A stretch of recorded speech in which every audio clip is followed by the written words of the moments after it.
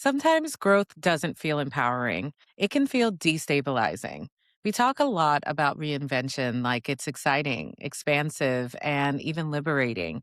And it definitely can be. But I think what we don't talk enough about is how, before it feels like any of those things, it is often an act of intentionally triggering yourself. You are walking towards the fears that you've spent your whole life protecting yourself from, the identity that you've craved but also rejected, and toward the suspicion you have that the life you're currently living no longer fits. The future you want often requires becoming emotionally tolerant and comfortable with the things that you're currently avoiding.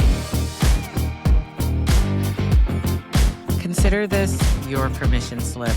Permission to question the plan, permission to change your mind, permission to choose yourself. This is Unpopular Decisions, where we're talking about what it really takes to honor yourself, even when it's not popular.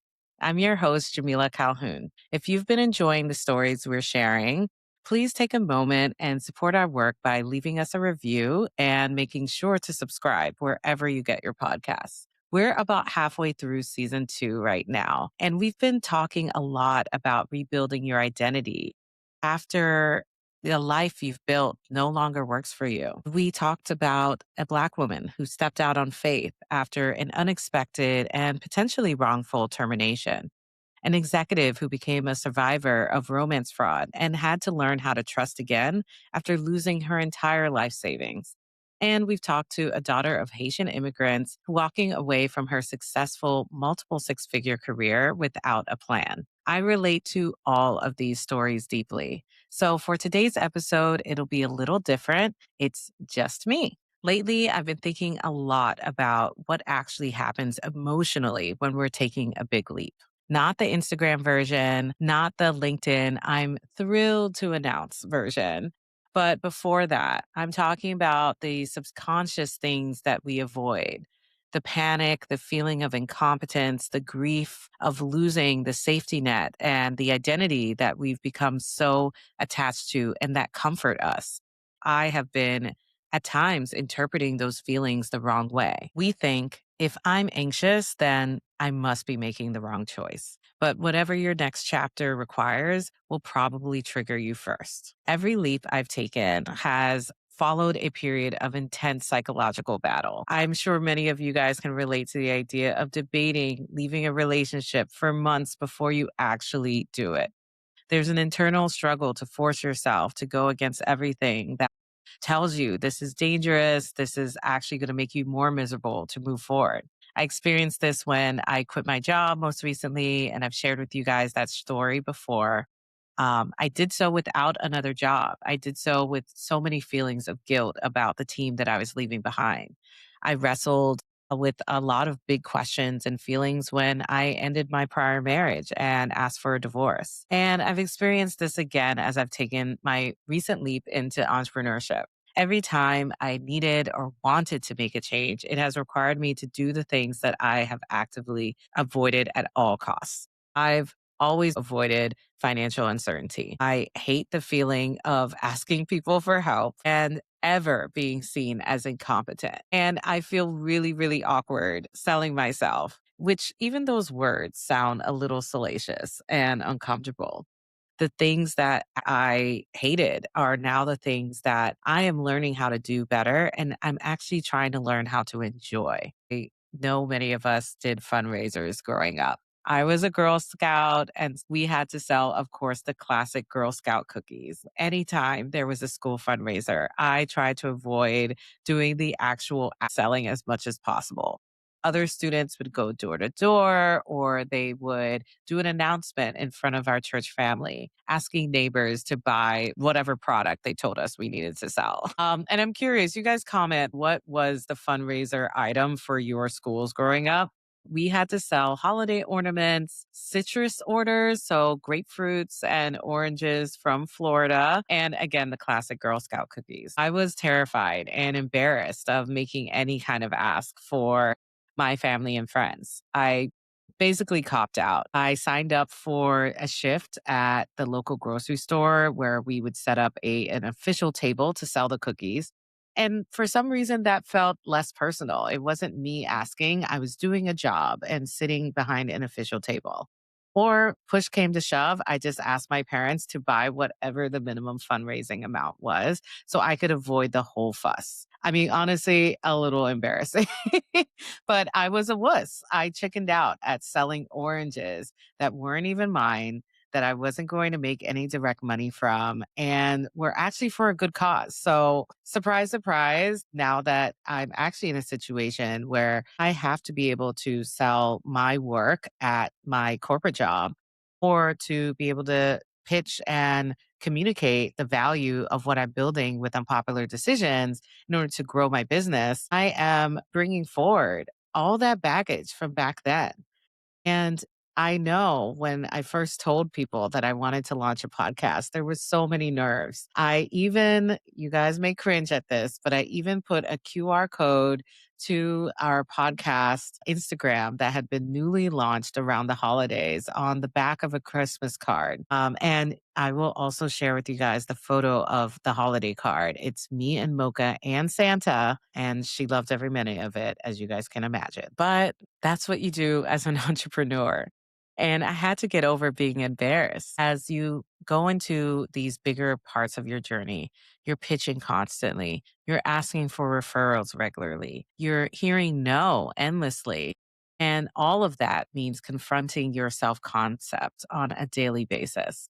So the thing that you maybe avoided for a long time is the exact skill that will serve you well and your next chapter will ask you to do. This has been a theme of many episodes of the past couple of seasons of Unpopular Decisions. I thought back to Miles. Miles is from our episode on one man's GOP exit in season one. He shared that he and his wife are deeply private people, but when his principals told him he needed to leave the Republican Party, he knew it wouldn't feel right to just leave quietly. And so instead, he wrote an op ed in one of the largest independent media outlets and launched his social media visibility and Substack. So being able to stand in his principles directly asked him to do something that he had avoided all this time. Jovonne, in our Career Pivot in Silence episode, talked about how her parents taught her to only fail in private. And now being a tech influencer on TikTok is her stepping into a completely different type of strength. I actually want to share that clip directly with you guys right now. So listen in and think about all of the feelings that you may be able to relate to. I think a lot of times when it comes to, our culture is it's like be a doctor, be a lawyer, like, keep a steady job, two jobs. How did your parents even think about this leap that you were taking? Be honest, my parents were super supportive, very. But I think where the culture part comes in, my mom is very private. It's very hush hush, don't tell anyone until it's done. You announce it when it's finished. And I think that played a huge role because for her, her goal was if you fail privately. It's not something that is televised, so to speak. And I appreciated that outlook to an extent, but again, it blocked community. It also did a little bit of a number on my mental health because I subconsciously was telling myself, like, you may not get through this, so don't tell anyone. You already don't believe in yourself, so don't give somebody else ammo to not believe in you. And I work on forgiving myself for that every day because I'm just like, ooh, man, I really wish I would have given myself the permission to take up space. And I didn't during that time. That was so good. And I think this idea of always thinking about not just your own experience of things, but also how it looks to everyone else is something I can deeply relate to. When you have parents who are immigrants, you're often thinking about safety through the lens of being accepted into community, being able to assimilate in whatever way that you can, whether that's right or wrong. We all as humans crave belonging. Another episode that all of this makes me think of is with Alexandra. She shared her experience in our recent episode when you refused to be discarded, a Black woman's decision to sue her former employer. And she stepped into her own entrepreneurial journey. That journey was somewhat forced upon her by the circumstances of her termination, but let's listen in. What was the parts of your identity that you had to let go of as you stepped into this season of your entrepreneurial life and journey? It's a really good question that came up in therapy for me last week. What I had to let go of was predictability. For the last 3 to 4 months, I've really been practicing daily to surrender. And I have been a habitual planner all my life. The season that I'm in has really just flipped my life on its head, and entrepreneurism flips it on its head because you have to roll with the punches. You Right. wear different hats. You're CEO, marketer, owner, strategist, CFO, all of those different hats. And when I wake up in the morning, like, God, thank you for this morning. Let me have the courage and the strength to have what I need to get through today and just today, because tomorrow's not promised. I can have a long list of worries and thoughts and anxieties about tomorrow and next week. But if I can make it through today, then I can rest tonight and start over again tomorrow. The focus on each day as its own container of Yeah. opportunity is important because the more you stretch it out, the harder it can be to take Yeah. on certain Yeah. paths as you Hmm. look ahead. Alexandra told us that she's a planner, and girl, same. I'm a Virgo. Hello, Beyonce's sign. But it also means that I often do everything I can to build my safety net, to come up with plans, to play out worst case scenarios. I treated preparation as a shield. And for many of us, having a plan means that we never actually want to use it. I think there's a tendency that we can conflate preparedness with performance, but it's not the same. B talked a lot about this in her episode as well. B is from our episode on breaking free of golden handcuffs. And despite checking her investments regularly and building her FU fund, she never thought she could directly take a career break. It was something she thought was really for other people and not something for someone like her to do. I've seen this a lot of times where even though I have a solid plan, my business is growing, I still get nervous when it comes time to write a big check or to pitch myself to a new partner. And I realize that what I'm experiencing isn't a fear of failure. It's actually grief of letting go of the systems that helped me feel safe.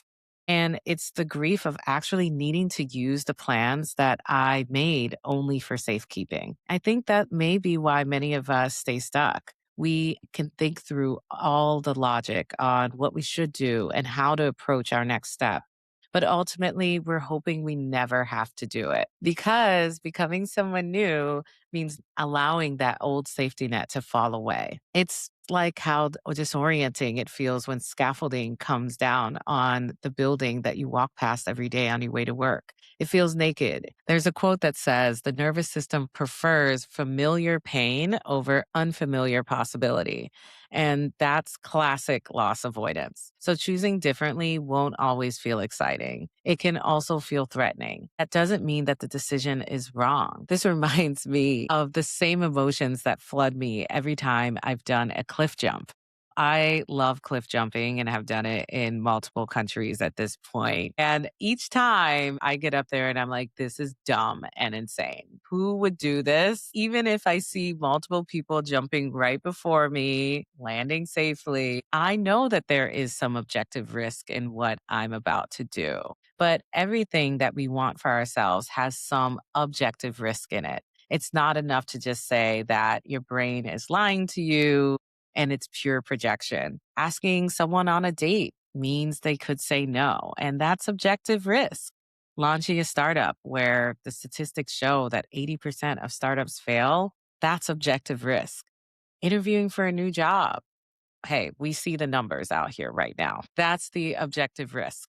And so I've been thinking a lot about what is really the way for us to understand what's real risk, what's risk that's worth it versus the risk that is just simply holding us back. There are four things that many of us organize our lives around and are often protecting instead of thinking about what could actually be the possibilities going forward. So the first one is financial safety. Will I survive? And again, this is real and objective.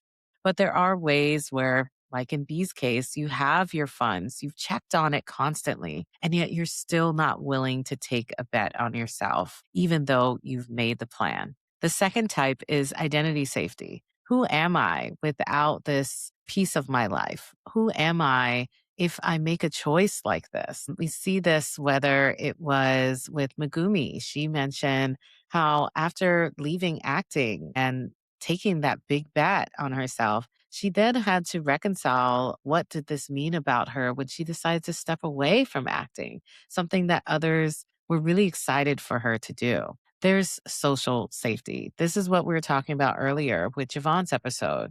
How will people see me now? What if I fail? Will I still be the golden child? Will I still be someone who's admired and respected in my community? And then there's emotional safety. What coping mechanisms and ways of making meaning disappear if I actually change and go on this journey? And with every life transition that I talked about earlier, all four of these dimensions are disrupted at the same time. That's why growth feels overwhelming. That's why changing your life and reinventing your career feels so emotional. You're not just making a decision, you're renegotiating your entire relationship with safety. For most of my life, safety has looked like achievement. Achievement has given me all four of those elements of safety. When you're highly competent, it provides you with an amazing career that can provide you with financial security. Being highly competent was a huge part of my identity, just being smart. And it also gave me a lot of social approval, whether it's coming home with the report card and your mom being really proud and sharing it with all your aunties. And being highly competent made me personally feel really confident in my abilities. It gave me a feeling of agency. The irony, of course, is that even though being highly competent made me on the surface feel really confident in facing new challenges, it meant that I was attached to being highly confident. This made me think about another situation I went through when I was in middle school. I spent most of my elementary school years being part of the swim team. And I feel like I was pretty good at it, like getting a few first place medals and being in the first heat for the events that I competed in. So when it came time to join the middle school team, I was super excited. I was confident. Before the trials for our middle school team, they told us, let's warm up. Let's do 1,600 meters. Now, we're going to do a little bit of math, but literally 25 meters was how long the pool was in my local neighborhood. And that meant 64 laps of the pool was what we were doing for a warm up. So this is not even for the tryout yet. This is purely the warm up. I barely made it a fourth of the way through. And then I was hanging off the ropes in the middle of the pool, feeling like I was going to drown. But honestly, it was more mortifying. And I felt like I was dying inside because I was so embarrassed more than anything else. I had been good at everything up to that point. So I couldn't believe that I was in last place now and not even able to finish. Guess what? I never went back to practice after that. And I've always regretted it. I look back on that experience and I see how much I attached my identity and my worthiness to being really good at something that I was prepared for. But when I was forced to be a beginner again, I lost that sense of safety. I lost that sense of identity. That's what happens when you build your life around acquired knowledge. And for some of us, when it comes to being in the middle of our careers or later in our careers, it can feel really daunting to start over. That's a lot of the emotions that I started to have to work through when I was starting over again after my career break. I felt the excitement, I felt the hope, I felt the confidence, the same way that I felt when I was first going to that tryout.